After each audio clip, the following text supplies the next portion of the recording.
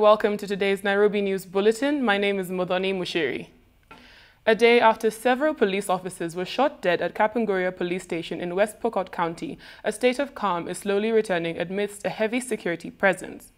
County Police Officer Commander Matthew Kuto says this incident has shocked them as the gunman was one of their own. He had served there at Kapenguria for a year after being transferred from Isiolo. Kuto says he is speaking to families of the affected policemen on phone, but some of them are already at the station. Flags will fly at half-staff in all major cities of France to mourn the death of 84 people in Nice in an incident that has been described as an act of terror. A lorry driver plowed into a crowd in the streets of Nice, killing many and injuring many more. The attack happened at a time when people had gathered to celebrate Bastille Day. As fireworks lit the Parisian skies Thursday evening to celebrate Bastille Day in France, a truck driver was making his way into a crowd 2 kilometers down Promenade d'Anglais at exactly 2300 hours local time in the southern French city of Nice. The driver, who was shot dead by police, killed 70 on the spot and injured over 100, with the number of casualties having risen to 84 by Friday morning.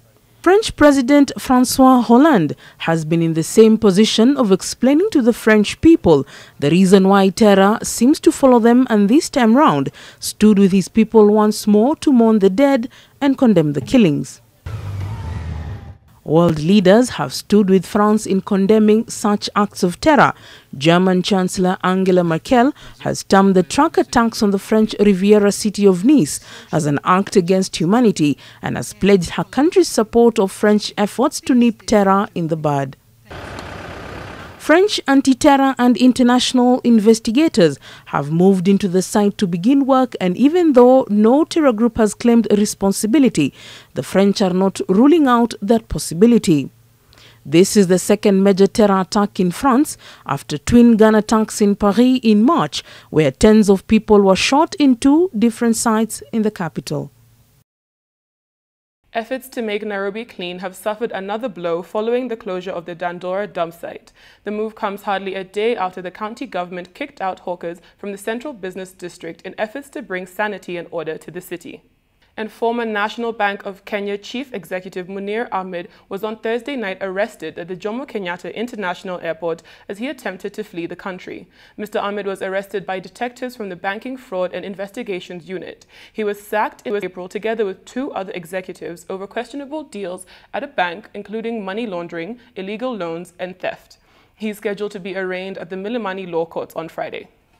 And finally, Kenyans have expressed shock following revelations that some KDF officers are paid between 20 and 40 shillings as allowances to battle Al-Shabaab militants. An expose in the Daily Nation reveals the hardship lifestyle KDF soldiers endure to keep us safe, while some of their corrupt bosses, quote, build skyscrapers in Nairobi, end of quote.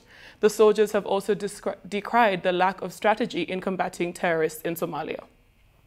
And that's it for us. For these and more stories, log on to www.nairobinews.co.ke and be sure to check out our Snappy 7 this Sunday when we talk to musician and businesswoman Akothe.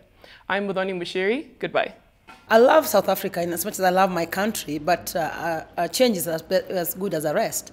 I shot my previous videos from Nimechoka, Pashe, Jele Jele, and which other one was this? Abujele. All of them I shot here. My other video I shot in Switzerland, Zurich.